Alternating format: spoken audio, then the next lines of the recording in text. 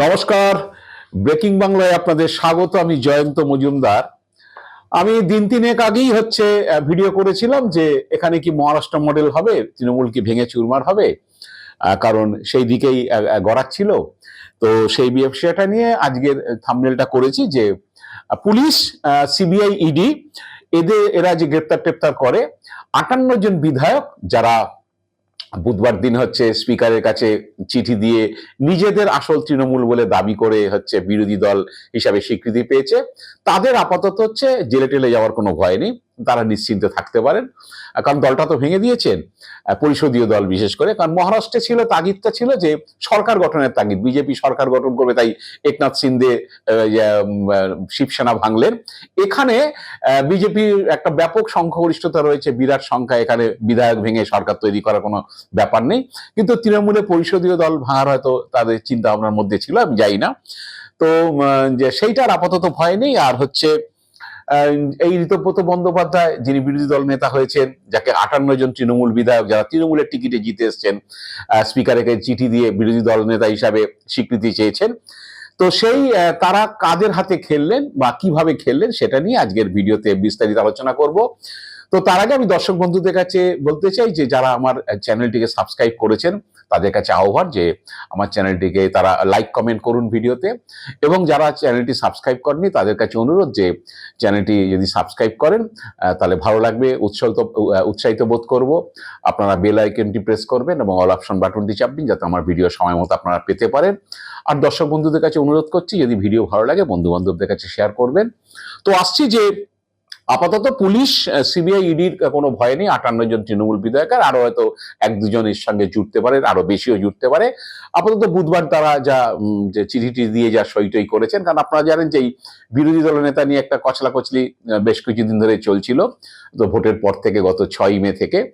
তো যাই হোক, এখন সেটার অবসান হয়েছে। তৃণমূলের বিক্ষুব্ধ, মানে যারা তৃণমূলের থেকে মমতা বন্দ্যোপাধ্যায়ের হুইপ অমান্য করে যারা 58 জন স্পিকারকে চিঠি দিয়েছেন, দিয়ে ঋতব্রত বন্দ্যোপাধ্যায়কে বিরোধী দলনেতা, 4জনকে সহনেতা এবং চিফ হুইপের করার জন্য চিঠি দিয়ে সেটা হয়েছে বিষয়টা। তো যেটা বলার ছিল যে আমি তো 3 দিন আগে ভিডিও করেছিলাম বাংলায় কি মহারাষ্ট্র মডেল হবে কি হবে নাকি। তো দেখা গেল মহারাষ্ট্র মডেলই হলো, একটু অন্য মডেল হলো। মহারাষ্ট্রতে বিজেপির সরকার গড়ার তাগিদ ছিল, তাই জন্য হয়তো একনাথ শিন্দে দল ভেঙেছিলেন, শিবসেনা ভেঙেছিলেন। পরবর্তীকালে বিজেপির সঙ্গে তিনি জোট করেন, বিজেপি তাকে মুখ্যমন্ত্রী হিসাবে বসিয়েছিল, ঠিক 4 বছর আগের ঘটনা। এখানে আবার তৃণমূলকে ভাঙা, কারণ আমি যেটা জানি, আপনারাও অনেকে শুনেছিলেন, ভোটের রেজাল্ট বেরোনোর পরে মুখ্যমন্ত্রী শুভেন্দু অধিকারী মমতা বন্দ্যোপাধ্যায়ের উদ্দেশ্যে বলেছিলেন যে নাম নিশান আমি মুছে দেবো, মানে তৃণমূল দলটলা থাকবে না। তো সুতরাং বিজেপি তো ছেড়ে থাকতে পারে না। একটা জিনিস বোঝা যাচ্ছে, প্ল্যান বি নিশ্চিতভাবে বিজেপি তৈরি ছিল, যে যদি মেজরিটি না পাই, কাছাকাছি যাই, তাহলে তৃণমূলের বিধায়ক ভেঙে, এটা বহু জায়গাতে বিজেপি করেছে, বিরোধী দলের বা সরকার দলকে বিধায়ক ভেঙে ফেলে দিয়েছে সরকার। তো প্ল্যান বিতে নিশ্চয়ই ঋতব্রত বন্দ্যোপাধ্যায়রা ছিলেন, যে যদি আটকে যায় বা তৃণমূল সামান্য মার্জিন, সামান্য কিছু সিটে ব্যবধানে সরকার গড়ে ফেলেছে, তাহলে 20-30টা এমএলএ ভাঙিয়ে দিলাম, দিয়ে সরকার পড়ে গেল, আমরা সরকার গড়লাম। এই প্ল্যান বিটা নিশ্চয়ই ছিল, এবং প্ল্যান বিটা দরকার পড়েনি। বিজেপি একটা ভালো মেজরিটি পেয়ে গেছে, 208টা সিট পেয়ে গেছে। তো এবার তৃণমূল পরিষদীয় দলটা যদি ভাঙা যায়, কারণ এবার যেটা হয়েছিল বিধানসভাতে, আপনারা জানেন যে একটু রীতিবিরুদ্ধ কাজ হয়েছিল। কারণ আগে যেটা হতো যে বিরোধী দলের নেতা কে হবে সেটা পার্টির পক্ষ থেকে চিঠি দিয়ে স্পিকারকে জানিয়ে দেওয়া হতো। এবার আবার একটু স্পিকার অন্যভাবে খেলেছেন। তিনি বলেছেন না, পরিষদীয় দলকে বসে, বিধায়কদের মধ্যে বসে মিটিং করে তাদের সই করে সেই রেজুলেশন জমা দিতে হবে। সেটা করতে গিয়ে আবার সেই সই জাল ফালের অভিযোগ উঠেছে, সেটা আটকে গেছে।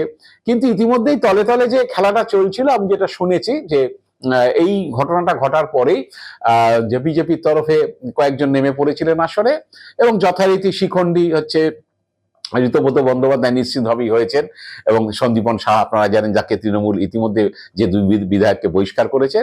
তো খেলাটা চলছিল, খেলাটা দুরকম ভাবে চলছিল। একটা যে আমি যেটা শুনেছি, একটা যে অনেকেরই তৃণমূলের বিধায়ক আছেন যারা এবার জিতে এসছেন, অনেকেরই কিছু, মানে যারা ক্ষমতায় থাকাকালীন 15 বছর অনেকে বিধায়ক ছিলেন, মন্ত্রী ছিলেন, অনেক মণিমুক্ত ছড়িয়েছেন, তাদের কিছু ভয় আছে। কারণ বিধানসভা ভোটের রেজাল্টের পর থেকে, সরকার গঠন হওয়ার পর থেকে অনেক প্রাক্তন বিধায়ক তারা তারা কিন্তু বা নেতা তৃণমূলে গ্রেপ্তার হয়েছে, অনেক পুরনো মামলায় গ্রেপ্তার হয়েছেন বিধায়করা, এবার হেরে গেছেন। পুরনো মামলা 2 বছর আগে 4 বছর আগের মামলা সব গ্রেপ্তার হচ্ছেন পটাপট পটাপট বিভিন্ন জেলাতে। তো সেই হচ্ছে এই জেতা বিধায়কদের মধ্যে অনেকে আবার মণিমুক্ত ছড়িয়ে রেখেছেন। তো তারা ভাবছেন যে যদি ভয়টা অ্যারেস্ট ট্যারেস্ট হয়ে যায়, নিশ্চিতভাবেই ফিলার গেছে যে দল ভাঙো, না হলে হচ্ছে তোমরা কিন্তু ঢুকবে, ইডি আছে, সিবিআই আছে, পুলিশ আছে, কোনো অসুবিধা নেই, দরকার একটা পুরনো শ্লীলতাহানি মামলা দিয়েও হচ্ছে অ্যারেস্ট করে দেওয়া যায়। তো এরকম অনেক অ্যারেস্ট হচ্ছে, কাউন্সিলর অ্যারেস্ট হচ্ছে, পুরসভার চেয়ারম্যান অ্যারেস্ট হচ্ছে, বিধায়করা অ্যারেস্ট হচ্ছে। তো সেই চাপটা তো আছে, অনেকটাই আছে। ঋতব্রত বন্দ্যোপাধ্যায় তিনি সিপিএম বহিষ্কার করার পরে তৃণমূল তাকে দলে নিয়েছিল, নিয়ে তাকে আইএনটিটিউসির মানে শ্রমিক সংগঠনের রাজ্য সভাপতি করে, পরে রাজ্যসভার সাংসদ করে।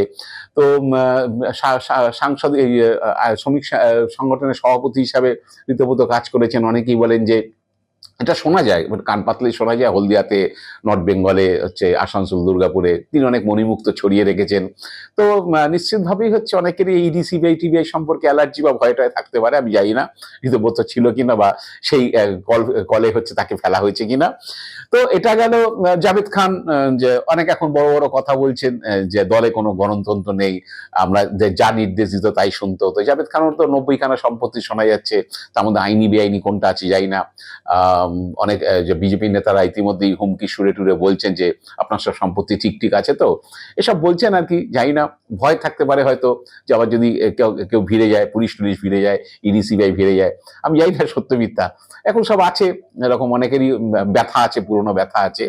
তো সেই ব্যথার জোরে হচ্ছে যদি এটা করে দিই, তৃণমূলটাকে ভেঙে দেওয়া যায়, পরিষদীয় দলটা ভেঙে দেওয়া যায়, তাহলে যদি অন্তত এইসব ইডি সিবিআই থেকে নিস্তার পাওয়া যায়, এটা একটা নিশ্চিতভাবে ছিল।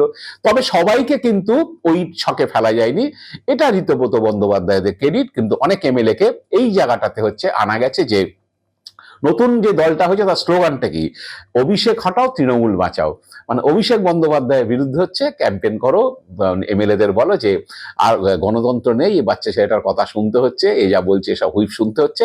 সুতরাং অভিষেক বিরোধী যারা দলে, তাদেরকে হচ্ছে মানে যা বিধায়করা, তাদেরকে হচ্ছে একজোট করো, যে মমতা বন্দ্যোপাধ্যায় ঠিক আছে কিন্তু অভিষেক বন্দ্যোপাধ্যায়কে মেনে নেওয়া যায় না, আইপ্যাক টাইপ্যাককে তো মেনে নেওয়াই যায় না।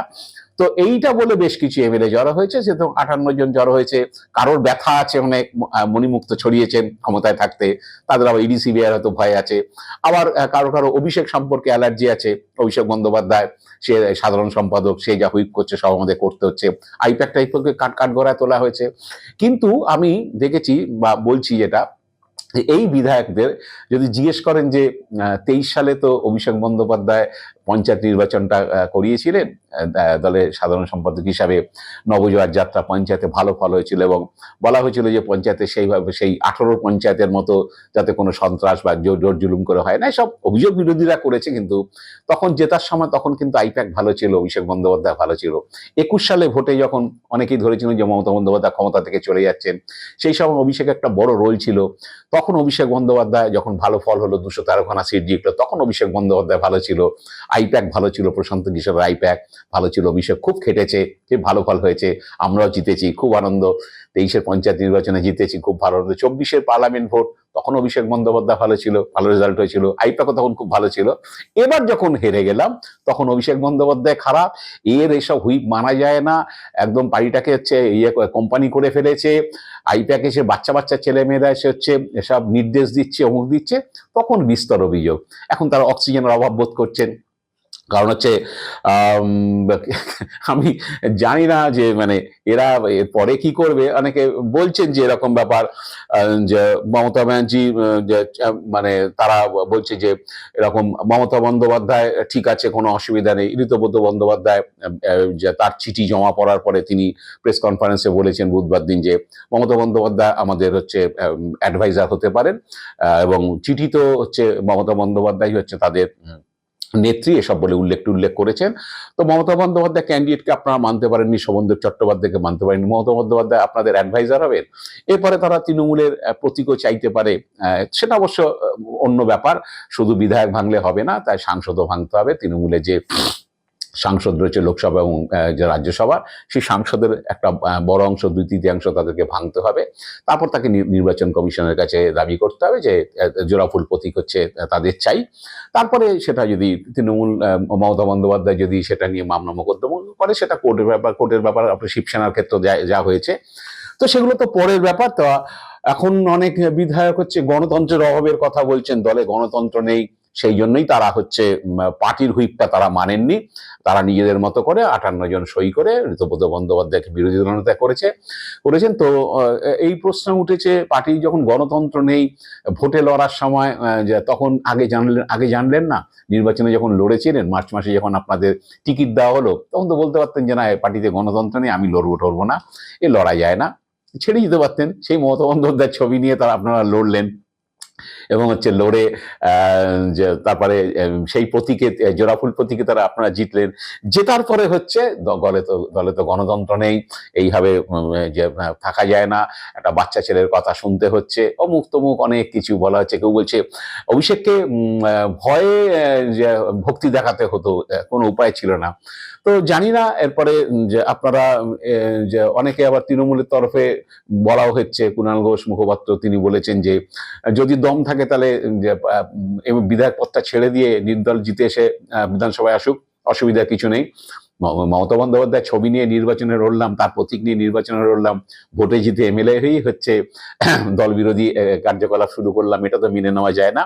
জানি না এখন শেষ পর্যন্ত হচ্ছে বিজেপি তো অপারেশন চালিয়েছে, অনেকে এও শোনা গেছে যে পুলিশের লোকরা গিয়ে সে বিধায়কদের কাছে গিয়ে হাজির হয়েছে এবং তারা যাতে ওই রেজুলেশনে সই করে সে বিষয়ে তাদেরকে চাপটাপ দেওয়া হয়েছে, এরকমও শোনা গেছে। এটা মমতা বন্দ্যোপাধ্যায় অভিযোগ করেছেন।